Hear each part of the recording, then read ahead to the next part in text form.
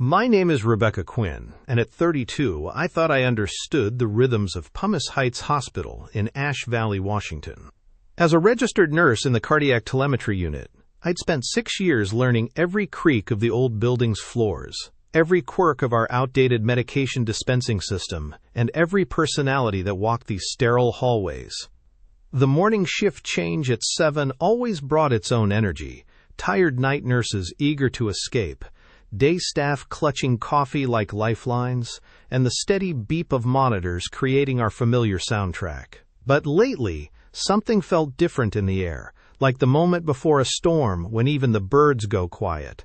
It started with small things. Sarah Mitchell, our nurse manager, had always been meticulous about documentation, but recently she'd been staying late more often, her office light glowing long after the rest of us had gone home. When I'd pass by around 8:30 after finishing my charting, I'd see her hunched over her computer, fingers flying across the keyboard with an intensity that seemed unusual for routine administrative work.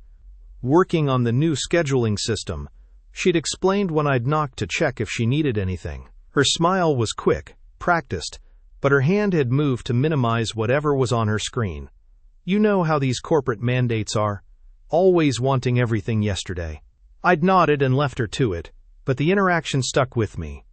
Sarah had been my mentor since I'd started at Pumice Heights, guiding me through my first code blue, teaching me to read the subtle signs that separated good nurses from great ones. She'd fought for my raises, covered my shifts when my father was in the ICU 2 floors up, and had been the one to recommend me for the charge nurse position I'd been hoping for. Trust in a hospital isn't just professional courtesy, it's survival. When you're responsible for 8 patients with complex cardiac conditions, you need to know that your colleagues have your back, that your manager will support your clinical decisions, and that the systems around you are functioning as they should. The Employee Assistance Program had been Sarah's idea during the worst of the COVID outbreaks. "We need to take care of our own," she'd said during a particularly brutal staff meeting, when half our unit was out sick and the remaining nurses were pulling 16-hour shifts.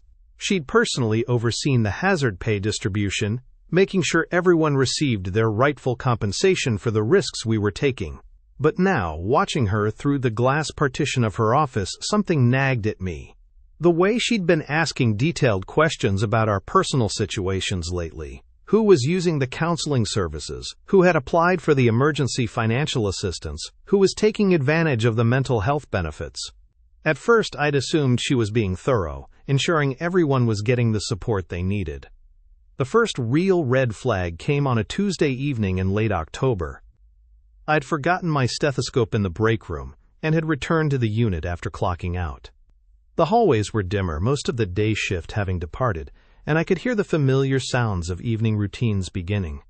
As I passed the administrative offices, I noticed Sarah's door was slightly ajar, and I could hear her voice, low and urgent. "No, the authorization went through last month," she was saying. "Rebecca Quinn, Employee Idaho 4471. Yes, I'm calling on her behalf.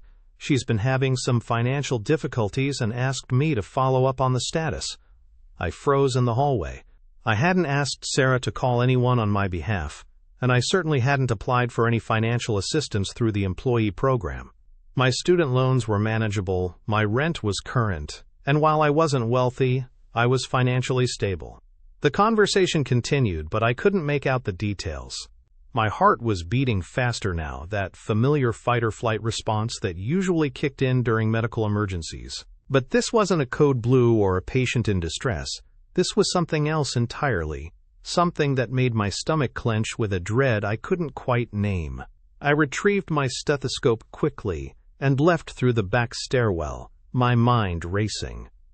There had to be an explanation. Maybe there was another Rebecca Quinn in the system, or perhaps Sarah was handling some paperwork I'd forgotten about. But as I drove home through the winding roads of Ash Valley, past the evergreens that gave our town its character, I couldn't shake the feeling that something was very, very wrong. The next morning, I arrived early and checked my employee portal, something I rarely did unless I needed to request time off or check my schedule. Everything looked normal. My benefit status, my contact information, my emergency contacts.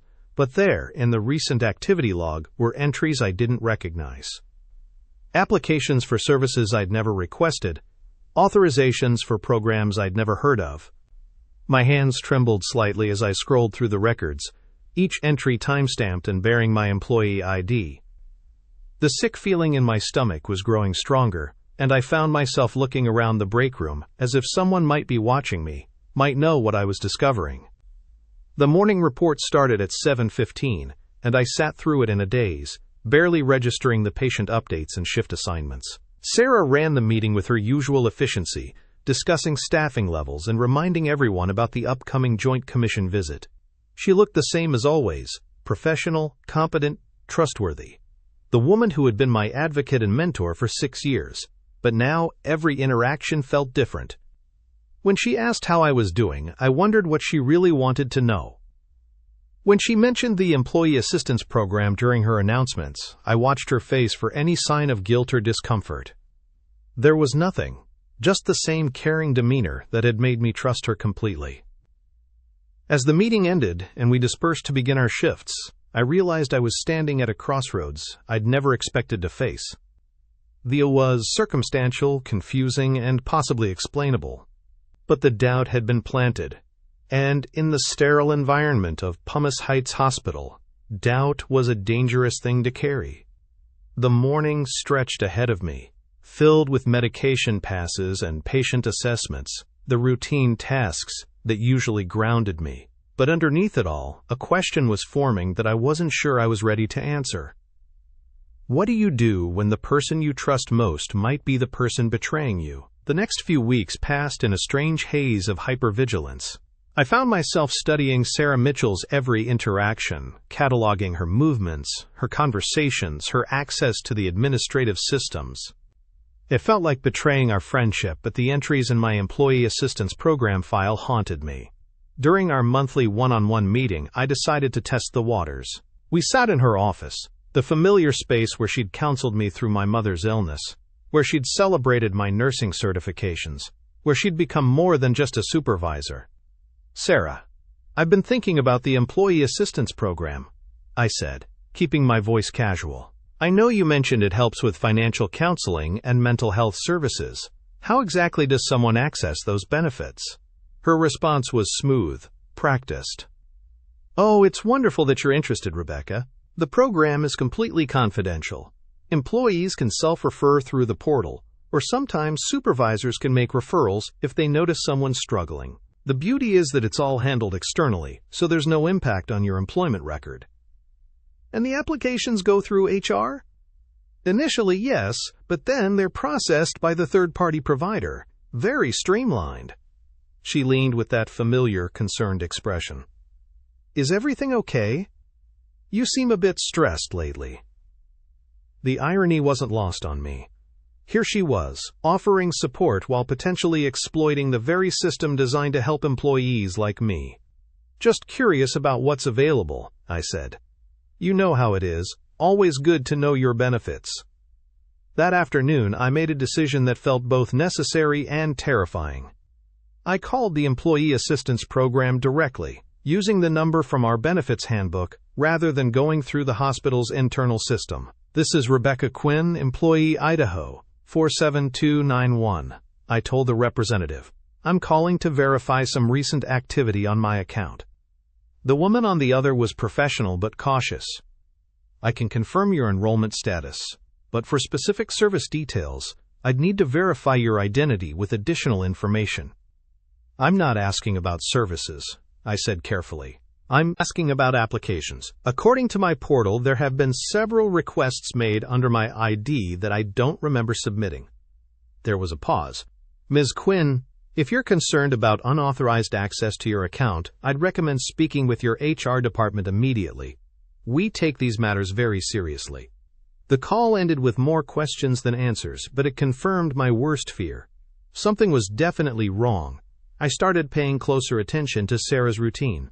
She arrived early most mornings, often before the night shift had finished their documentation. She stayed late, long after the administrative offices had closed. During COVID, when she'd managed the hazard pay distribution, she'd had access to everyone's employee files, their personal information, their benefit statuses. The hazard pay period had been chaotic. Extra shifts, emergency staffing, constant policy changes. Sarah had worked tirelessly to ensure everyone received their proper compensation, often staying until midnight to process the paperwork. We'd all been grateful for her dedication, never questioning why she needed so much time with the files, why she insisted on handling everything personally. Now I wondered if that chaos had provided the perfect cover. One evening as I was finishing my shift, I noticed Sarah's office lights still on. Through the partially open door, I could see her at her computer, but she wasn't working on schedules or staffing reports. The screen showed what looked like the employee portal, the same interface I'd been using to check my benefits. I walked past slowly, pretending to check my phone, and caught a glimpse of the screen. It wasn't her own employee profile she was viewing. My heart pounded as I continued down the hallway, my mind racing.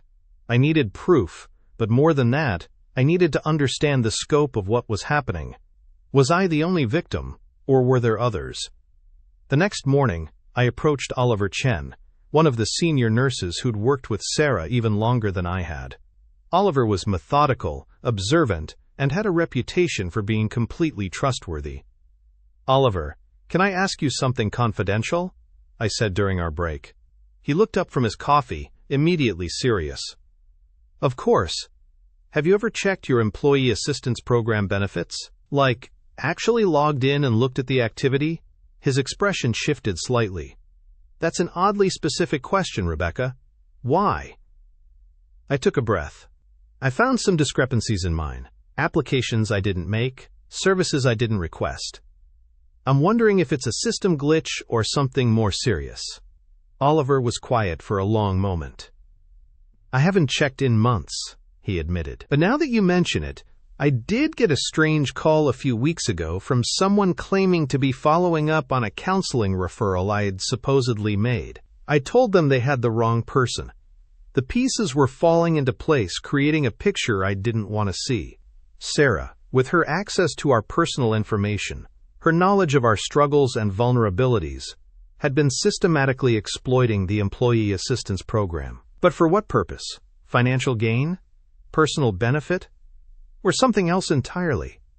"Oliver," I said quietly, "I think we need to check your account. And maybe a few others." That afternoon, Oliver discreetly approached two other nurses, Sarah Thompson and Oliver Rodriguez, asking them to verify their employee assistance program activity.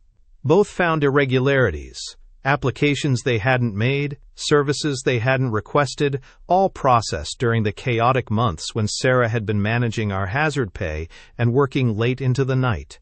The pattern was clear, but the motivation remained murky. The employee assistance program provided services, not direct financial benefits. What was Sarah gaining from these fraudulent applications? It was Oliver Chen who suggested we look deeper into the program structure. "These third-party providers often have referral incentives," he said. "Bonuses for supervisors who identify employees needing services. Kickbacks for high utilization rates." The thought made me sick. Sarah had been profiting from our personal struggles, manufacturing crises and needs that didn't exist, all while maintaining the facade of a caring, supportive manager. But we still needed concrete proof. Something more than suspicious portal entries and unexplained phone calls. And we needed to understand how deep this went. Was it just our unit, or was Sarah exploiting employees throughout the hospital? As I prepared to leave that evening, I made a decision that would change everything. I was going to document everything we'd found and take it to someone who could investigate properly. But first, I needed one more piece of something that would prove Sarah's direct involvement beyond any doubt. The opportunity came sooner than I expected. The next morning, Sarah called in sick, something she rarely did. Her absence meant someone else would need to handle the administrative tasks she usually managed personally. I volunteered to help with the scheduling updates, knowing it would give me access to the system Sarah used daily. As I worked through the routine tasks, I noticed something that made my blood run cold. Hidden in a subfolder of scheduling documents was a spreadsheet titled EAP Referrals. It contained names, employee IDs, and what appeared to be tracking information for Employee Assistance Program applications. My name was there, along with Oliver's, Sarah Thompson's, and at least a dozen others. But most damning of all were the notes in the final column, amounts that looked suspiciously like payments, all linked to a vendor code I didn't recognize. I quickly photographed the screen with my phone, my hands shaking as I realized the full scope of what Sarah had been doing. This wasn't just fraud, it was a systematic scheme that had been going on for months, possibly years. As I closed the file and returned to the legitimate scheduling work, I knew there was no going back. The woman I'd trusted, admired, and considered a mentor had been betraying not just me, but potentially dozens of her employees.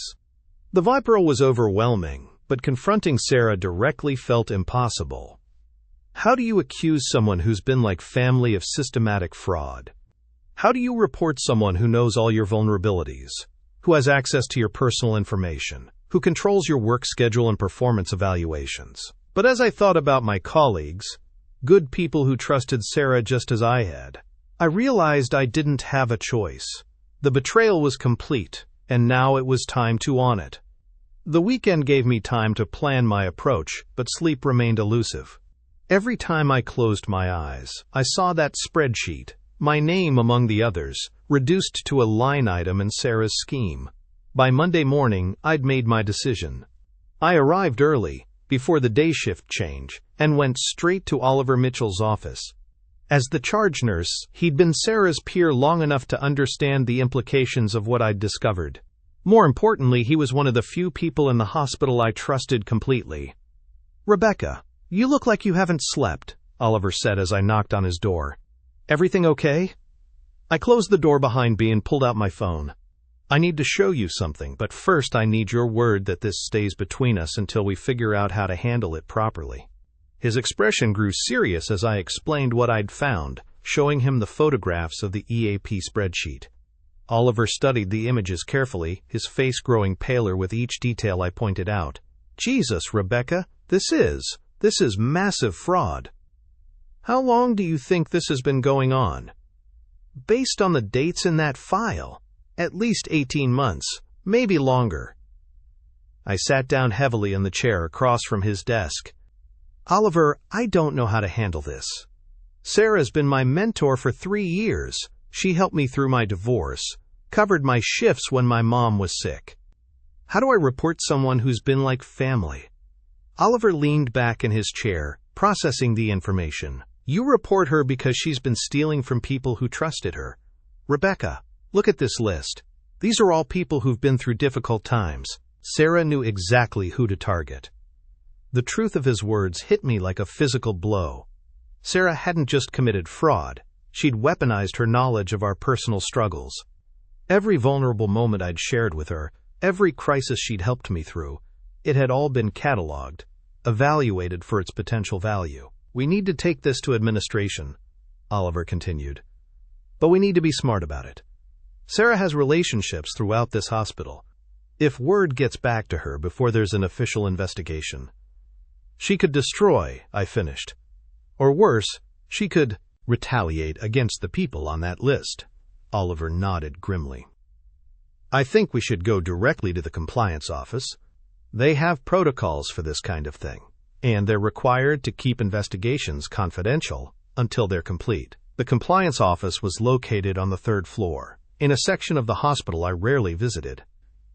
As Oliver and I walked through the corridors, I felt exposed, as if everyone could see what we were carrying. Every colleague who nodded hello, every familiar face in the elevator, I wondered if they were victims too, or if they were somehow complicit. Diana Mitchell, the compliance officer, listened to our account with professional detachment. She took notes as I walked through the timeline, from the initial EAP application to discovering the fraudulent spreadsheet. When I showed her the photographs, her expression hardened. "This is extremely serious," Diana said, setting down her pen. "What you're describing constitutes multiple felonies: identity theft, fraud, abuse of position. I need to ask, have either of you discussed this with anyone else?" "No one," Oliver assured her. We came straight here. Diana nodded approvingly. Good. From this moment, this investigation is confidential. You cannot discuss it with colleagues, friends, or family members. Any breach of confidentiality could compromise the investigation and potentially expose you to legal liability. The weight of her words settled over me. This wasn't just about Sarah anymore. It was about protecting an entire investigation that could affect dozens of people. What happens next? I asked.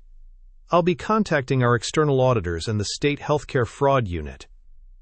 They'll want to interview both of you formally, and they'll need access to the hospital systems to trace the full extent of the fraud. Diana paused, studying my face. Rebecca, I need to ask, are you prepared for what this might mean? Sarah Mitchell has been with this hospital for over a decade. She has allies, people who will find it difficult to believe these accusations. I thought about the Sarah I'd known, or thought I'd known. The woman who'd brought me soup when I was sick, who'd listened to me cry about my divorce, who'd made me feel valued and supported. That person felt like a stranger now. I'm prepared, I said, though my voice sounded steadier than I felt. The next few days passed in a surreal haze. Sarah returned from her sick day, acting completely normal. She asked about my weekend, complimented my new scrubs, and discussed staffing challenges with the same professional demeanor she'd always maintained. Watching her interact with other staff members, people whose names I'd seen on that spreadsheet, felt like watching a performance. The hardest part was maintaining normal interactions while knowing what I knew. When Sarah asked me to stay late to help with scheduling, I had to force myself to naturally. When she mentioned that the EAP coordinator had been asking about follow-up documentation, I managed to nod and make appropriate responses while my heart raced. Oliver became my anchor during those days. We developed subtle signals, a particular way of arranging supplies, specific phrases in our shift reports, that let us communicate without arousing suspicion. He kept me grounded when the stress of maintaining the facade became overwhelming. On Thursday, Diana called me to her office. The external auditors will be here Monday, she said. They'll want to interview you first thing in the morning. Are you ready for this? As ready as I can be, I replied, though the butterflies in my stomach suggested otherwise. Rebecca, I want you to know that what you've done, coming with this information, it takes real courage. I know this isn't easy, especially given your relationship with Sarah. That afternoon, as I was updating patient charts, Sarah approached my workstation. Rebecca, can we talk privately for a moment? My blood turned to ice. Had she somehow found out about the investigation? I followed her to an empty conference room, my mind racing through possible explanations for why she might want to speak with me. I wanted to thank you for covering some of my administrative work while I was out sick, Sarah said, closing the door behind us. I know it's not your favorite part of the job, but you handled everything perfectly. Of course, I managed, happy to help. Sarah studied my face for a moment, and I wondered if she could see the guilt written there. You seem stressed lately. Is everything okay? You know you can always talk to me.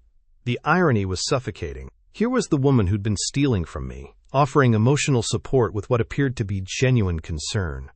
For a moment, I almost doubted what I'd discovered. This was the Sarah I knew, caring, attentive, invested in her staff's well-being. But then I remembered the spreadsheet, the systematic nature of the fraud, the way she'd targeted people during their most vulnerable moments.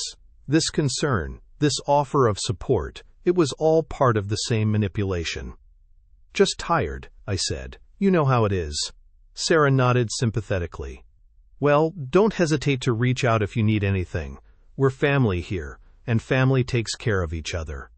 As she left the conference room, I realized that this might be one of the last normal conversations we'd ever have. By next week, everything would be different.